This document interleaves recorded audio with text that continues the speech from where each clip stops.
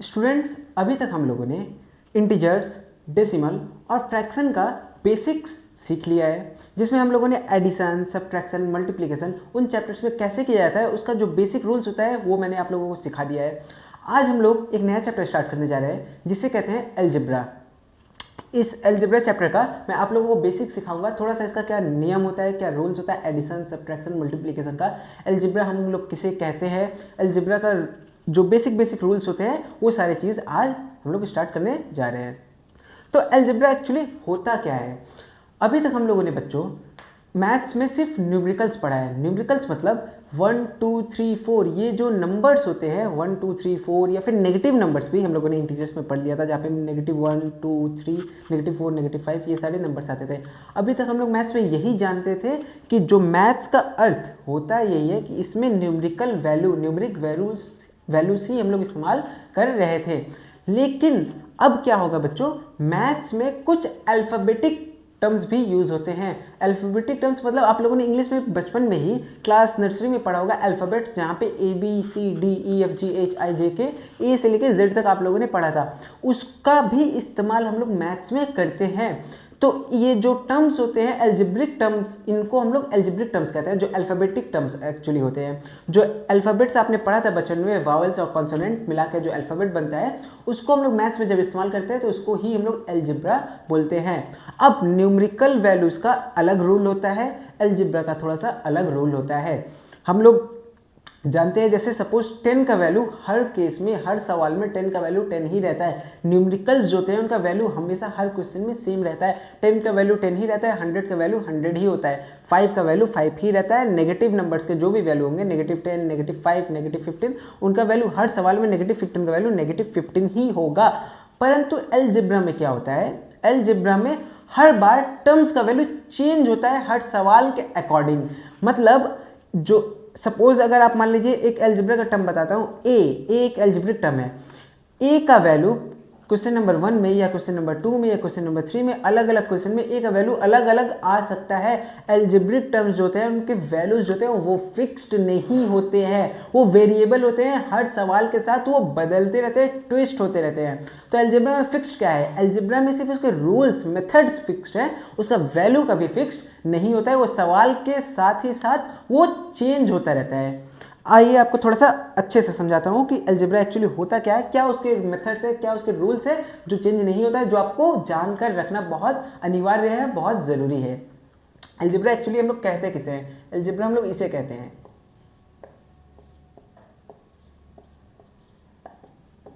ऐसे जो ये अल्फ़ाबेटिक टर्म्स होते हैं इनको हम लोग अलजेब्रा कहते हैं। क्या कहते हैं, अलजेब्रा। अलजेब्रा का जो बेसिक नियम होता है याद रखना, इनको हम लोग क्या कहते थे, इनको तो हम लोग न्यूमेरिकल कहते हैं, ये सारे होते थे न्यूमेरिकल, ये होते थे अलजेब्रा। अब जैसे 1 का वैल्यू हर सवाल में 1 ही रहेगा, किसी भी सवाल में अगर आपका उत्तर सपोज आंसर अगर 1 आ रहा है तो उसका मतलब 1 ही उसका वैल्यू है। पर अलजेब्रा में वैल्यूज क्या होते रहते हैं, चेंज होते रहते हैं। साथ ही साथ अलजेब्रा का थोड़ा सा नियम आप लोग जान लीजिएगा, जैसे कि सपोज यहाँ पे ए दिया गया है, जितने भी ए वाले अलजेब्रा रहेंगे वो लाइक टर्म्स होंगे। लाइक टर्म्स मतलब एक जैसे माने जाएंगे, एक जैसे माने जाएंगे। यहाँ पे हर अलजेब्रा जो होते हैं वो अनलाइक मतलब अलग अलग होते हैं, अलग अलग अल्फ़ाबेट्स, अलग अलग अलजेब्रा होते हैं जिनके अलग अलग वैल्यूज एक ही क्वेश्चन के अंदर हो सकते हैं। जब एक क्वेश्चन के अंदर एक से ज़्यादा अलजेब्रिक टर्म्स इस्तेमाल हम लोग करते हैं, suppose different alphabetic terms use कर रहे हैं, तो उसका वैल्यूज भी अलग अलग रहेगा एक क्वेश्चन के अंदर ही। मतलब ए जो रहेगा वो बी के बराबर नहीं होगा, बी जो रहेगा वो सी के बराबर नहीं होगा, और ए जो है वो ए के बराबर हो सकता है सिर्फ उसी क्वेश्चन में। अगर एक क्वेश्चन सपोज हम लोग कोई भी एक सवाल कर रहे हैं जिसमें ए का वैल्यू ए के बराबर रहेगा, परंतु वो अगर दूसरे सवाल में फिर से कहीं ए दिया हुआ है तो इसका मतलब वो नहीं कि पहले सवाल में जो भी ए का वैल्यू आया था वही दूसरे सवाल में भी होगा, यहाँ पे बदल जाएगा बिल्कुल पूरी तरीके से। अलजेब्रा में जो अल्फ़ाबेटिक टर्म्स रहते हैं वो अलग अलग प्रश्नों में अलग अलग वैल्यूज को लेकर आते हैं। आइए थोड़ा सा आपको इसका रूल समझा दूं कि अलजेब्रा में एडिशन, सब्ट्रैक्शन ये सब कैसे होते हैं, उसका कुछ बेसिक फॉर्मूलाज है या बेसिक मेथड आप समझ सकते हैं। जैसे अलजेब्रा में होता क्या है, अगर आपको मैं बोल दूं a + a, इसको हम लोग क्या कर सकते हैं, ए के साथ अगर हम लोग ए को जोड़ते हैं तो क्या करेंगे, सुनिए, यहाँ पे ए के सामने कोई न्यूमेरिकल्स यहाँ पे दर्शाया नहीं जा रहा है। अगर कोई भी अल्फ़ाबेटिक टर्म्स यानी कोई भी अलजेब्रिक टर्म्स है जिसके फ्रंट में यहाँ पे कोई न्यूमेरिकल्स नहीं है तो आप हमेशा मान के चलना ये 1 है। क्या है? 1। और ये भी 1, यानी कि ये 1a है और ये भी 1a है। क्या है? 1a और 1a। हमेशा अगर किसी भी अलजेब्रा के स्टार्टिंग में उसके पहले यहाँ पे कोई न्यूमेरिकल्स आपको नहीं दिख रहा है तो आप हमेशा मान के चलना कि वो 1 है। क्या है? 1। और आपको इंटीजर्स में पता होगा 1 + 1 क्या होता है? 1 + 1 होता है 2। तो 1 + 1 2। यहाँ पे आप क्या कर देना, सिंपल से न्यूमेरिकल्स को प्लस कर देना और जो अलजेब्रा था आपका a वो यहाँ पे लिख देना, जिससे ये बन जाएगा 2a। ये सिंपल सा रूल है एडिशन का अलजेब्रा में। और यहाँ पे ये दोनों लाइक टर्म्स है। लाइक टर्म्स मतलब एक जैसे अलजेब्रा, यहाँ भी a था यहाँ भी a था तो ये दोनों प्लस हो पाए। सपोज अगर एक सवाल आपको देता हूँ 3a + 2a, अब यहाँ पे क्या होगा, यहाँ पे देखिएगा यहाँ भी a है यहाँ भी a है, मतलब ये भी लाइक टर्म्स है। और लाइक टर्म्स प्लस हो सकते हैं, लाइक टर्म्स प्लस हो सकते हैं, मतलब यहाँ पे आप न्यूमेरिकल्स देखना, न्यूमेरिकल्स क्या है 3 है, यहाँ पे 2 है। 3 + 2 क्या होता है? 3 + 2 होता है 5। तो न्यूमेरिकल्स को आप बस प्लस कर देना, 3 + 2 हो गया 5। उसके बाद आपका लाइक टर्म्स वाला अलजेब्रा अल्फ़ाबेट क्या था, यहाँ पे a था यहाँ भी a था, तो आपका सीधा लिखेंगे यहाँ पे a, ये हो जाएगा 5a। ये तो होगा लाइक टर्म्स जो एक जैसे अल्फ़ाबेट्स इस्तेमाल हो रहे हैं तो एडिशन हो पा रहा है। अब अगर एक अनलाइक टर्म्स दे रहा हूं यहाँ पे, सपोज 3a + 2b, अब यहाँ पे क्या होगा 3a + 2b। यहाँ पे जो आपका अलजेब्रिक टर्म्स था वो a था, यहाँ पे b था, यहाँ पे जो अल्फ़ाबेटिक टर्म्स है वो a और b आ रहे हैं। a और b आपको मैंने बोला एक ही सवाल के अंदर अलग अलग अल्फ़ाबेट्स अलग अलग वैल्यूज़ को लेकर आते हैं। यहाँ पे a का वैल्यू कुछ और होगा, b का वैल्यू कुछ और होगा, तो इन दोनों को हम लोग प्लस नहीं कर पाएंगे, मतलब इनका जो न्यूमेरिकल्स है 3 और 2 इनको भी प्लस नहीं कर पाएंगे। याद रखना ये जो न्यूमेरिकल्स यहाँ लेफ्ट हैंड साइड में होते हैं अलजेब्रा के वो हमेशा साथ कनेक्टेड रहते हैं, जॉइंट रहते हैं, मतलब मल्टीप्लिकेशन फॉर्म में रहते हैं। यहाँ पे 3a का मतलब है ये 3 × a है। क्या है? 3 × a है। अब ये जो डिसलाइक अल्फ़ाबेट्स हैं जो एक जैसे नहीं है वो प्लस नहीं हो पाएंगे, तो इसका उत्तर क्या होगा? इसका उत्तर होगा 3a + 2b। ये ऐसा ही रह जाएगा जैसा था, एज इट इज क्वेश्चन में वैसा ही आंसर आएगा। ये प्लस नहीं हो पाएंगे क्योंकि ये अनलाइक अल्फ़ाबेट्स हैं, अलग अलग अलजेब्रिक टर्म्स है। अलग अलजेब्रिक टर्म्स एक दूसरे से जुड़ नहीं सकते, एडिशन नहीं हो सकता। And same goes for subtraction. In subtraction also you can't subtract dislike alphabetic algebraic terms. जो अलजेब्रा के जो टर्म्स है अगर वो अलग अलग है तो आप उन्हें ना ही जोड़ सकते हैं ना ही घटा सकते हैं, ना एडिशन हो पाएगा ना ही सब्ट्रैक्शन हो पाएगा। तो सब्ट्रैक्शन कब हो पाएगा? सब्ट्रैक्शन का रूल बिल्कुल एडिशन की तरह सेम है। जब टर्म्स अलजेब्रिक टर्म्स लाइक रहेंगे, मतलब एक जैसे रहेंगे, सपोज 1a - 1a, यहाँ पे जो अल्फ़ाबेटिक टर्म्स है यानी कि अलजेब्रिक टर्म्स है a और a दोनों सेम है। यदि दोनों सेम है तो यहाँ पे आपका क्या हो पाएगा? यहाँ पे सब्ट्रैक्शन अब हो पाएगा। 1 - 1 होता है 0, तो क्या हो जाएगा 0। और a जब यहाँ पे आपका न्यूमेरिकल्स माइनस होकर 0 आ गया तो अब आपको यहाँ पे अलजेब्रा लिखने का जरूरत नहीं है, 0a मतलब 0 ही रह जाएगा।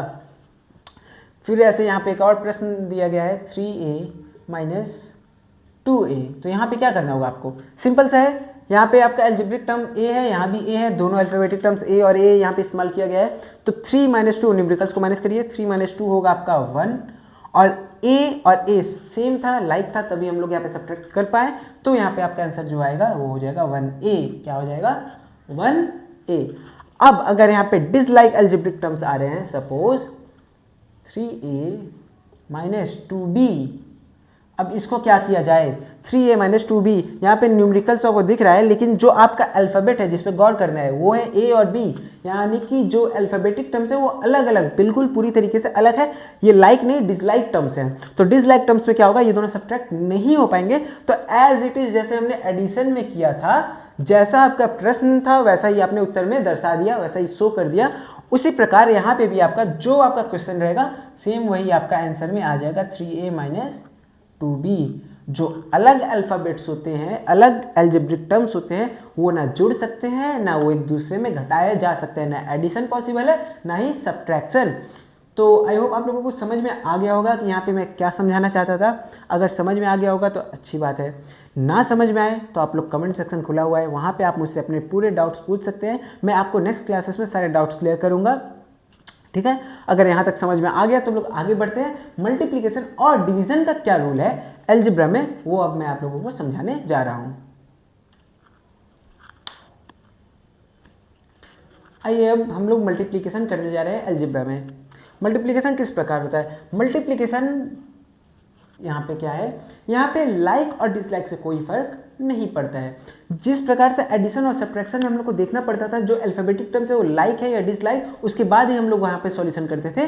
मल्टीप्लिकेशन में ऐसा कोई प्रॉब्लम नहीं है। अगर वो लाइक हुए तो भी मल्टीप्लाई हो पाएंगे, यदि वो डिसलाइक हुए तो भी वो मल्टीप्लाई हो पाएंगे। सपोज मैं आपको कह रहा हूँ a इंटू ए क्या होना चाहिए, a इंटू ए होगा a पावर 2, a स्क्वायर हो जाएगा, क्या हो जाएगा, a स्क्वायर हो जाएगा। इसको हम लोग क्या कहते हैं, स्क्वायर कहते हैं। अगर आपने square and square root chapters किया होगा तो अच्छी बात है, आप लोगों को समझ में आ जाएगा इसको क्या कहते हैं, स्क्वायर कहते हैं। अगर आप लोगों को किसी को डाउट है square and square root chapters में तो आप लोग मुझे कमेंट कर दीजिएगा, मैं स्क्वायर एंड स्क्वायर रूट भी एक बार आप लोगों को समझा दूंगा। यदि कोई डाउट नहीं है तो हम लोग फिर आगे बढ़ सकते हैं। तो a इंटू ए हो जाएगा a टू द पावर 2, यानी कि a का स्क्वायर। उसी प्रकार से अगर यहाँ पे a इंटू बी रहा तो क्या हो जाएगा, ये a इंटू बी। अब देखिए यहाँ पे जो अल्फाबेटिक टर्म्स है वो अलग है, a इंटू बी अलग अलग टर्म्स है, तो अब किया क्या जाएगा, बहुत आसानी से इसका उत्तर आ जाएगा। a इंटू बी आपको क्या करना होगा, a b एक साथ लिख दीजिएगा, a b हो गया इंटू। अगर आपको मल्टीप्लाई करना है, अगर आपको मल्टीप्लाई करना है अलजेब्रा में और आपके टर्म जो है वो डिसलाइक है, एक जैसे नहीं है, अलग अलग है, तो आप क्या करना, उनको ऐसे साथ में लिख सकते हो, ऐसे मत छोड़ देना एज इट इज, आप ऐसे साथ में लिख दोगे, इसका मतलब ये मल्टीप्लाई हो गया। अब एक और सवाल अगर यहाँ पे दिया जा रहा है 3a इंटू 2a, अब इसको इंटू करना है, तो अब इसे किस प्रकार कर सकते हैं हम लोग, यहाँ पे देखना, आपको पता है a इंटू ए होता है a स्क्वायर, यहाँ पे आपका लाइक टर्म्स है a और a, तो आपको पता है a इंटू ए करने से क्या आता है, a इंटू ए करने से आपका आएगा a स्क्वायर, यानी कि a टू द पावर 2। ये न्यूमेरिकल्स का क्या किया जाएगा, न्यूमेरिकल्स में तो मल्टीप्लाई करना आप लोगों को बहुत इजीली आता होगा, आप लोगों ने बचपन में भी किया है। 3 इंटू 2 क्या होता है, 3 इंटू 2 सबको पता होगा, 3 2 क्या होता है, 3 2 6 होता है। तो ये जो न्यूमेरिकल है 3 और ये जो न्यूमेरिकल है 2, इन दोनों को हम लोग क्या करेंगे, मल्टीप्लाई करेंगे। 3 इंटू 2 होता है 6, तो यहाँ पे आप 6 लिखना। याद रखिएगा न्यूमेरिकल हमेशा लेफ्ट हैंड साइड में दर्शाया जाता है एल्जेब्रिक टर्म्स के साथ। आप 6 को यहाँ पे मत लिख देना, इस साइड अगर आप लिख रहे हो तो आप गलत कर रहे हो, आपको कहाँ पे लिखना होता है, लेफ्ट साइड। जैसे आपने इंटीजर्स में आपको याद होगा कि हम लोग सिंबल इंटीजर्स का कहाँ दर्शाते थे, लेफ्ट साइड में पॉजिटिव या नेगेटिव हम लोग दर्शा रहे थे, उसी प्रकार जो न्यूमेरिकल्स होंगे वो भी लेफ्ट हैंड साइड में दर्शाए जाते हैं किसके, एल्जेब्रा के साथ। तो ये हो गया 3a इंटू 2a। उसी प्रकार अगर डिसलाइक टर्म्स ऐसे दिए हैं 3a इंटू 2b, अब क्या होगा यहाँ पे, आपको पता है न्यूमेरिकल से अगर मल्टीप्लाई करोगे 3 2 क्या होता है 6, 3 2 6। और आपको मैंने बताया जब डिसलाइक टर्म्स है यहाँ पे b है, यहाँ पे a है, a इंटू बी क्या होता है, a इंटू बी। अगर हो नहीं पा रहा है आप क्या करेंगे, इसको एक साथ लिख देंगे, a और b, 6ab क्या आएगा, न्यूमेरिकल्स इंटू हो सकते हैं तो न्यूमेरिकल्स इंटू होंगे, डिसलाइक टर्म्स को एक साथ ऐसे लिख देंगे, बीच में कोई भी मल्टीप्लिकेशन या कोई गैप नहीं रहेगा, इसका मतलब ये मल्टीप्लाइड फॉर्म में है, a इंटू बी। कुछ इस प्रकार से मल्टीप्लिकेशन अलजेब्रा में होता है। अगर आप लोगों को समझ में आ गया तो बहुत अच्छी बात है, यदि कोई डाउट रह गया तो मुझसे आप लोग पूछ सकते हैं कमेंट सेक्शन में। मैं बार बार बोल रहा हूँ, कोई भी डाउट हो तो आप लोग मुझसे बिना किसी हेजिटेशन के आप लोग पूछ सकते हैं, कोई भी अगर दिक्कत हो। अगर ये समझ में आ गया हो तो अब हम लोग बढ़ते हैं डिवीज़न की तरफ। अलजेब्रा में डिवीज़न किस प्रकार किया जा सकते हैं।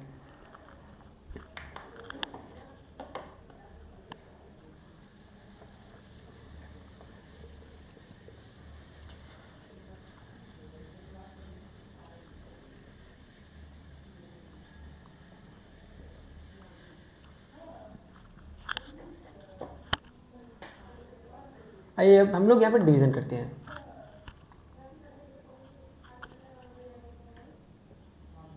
Suppose A square divide by A है, इसका अर्थ क्या हो रहा है, ए स्क्वायर को डिवाइड करना है ए से, ए स्क्वायर क्या हो जाएगा, न्यूमरेटर में चला जाएगा। अगर फ्रैक्शन आपको याद होगा उसमें डिवीजन किस प्रकार होता था, और डिनोमिनेटर क्या होता है, मतलब वो डिवाइड कर रहा है, यानी कि वो डिवाइडर है यहाँ पे।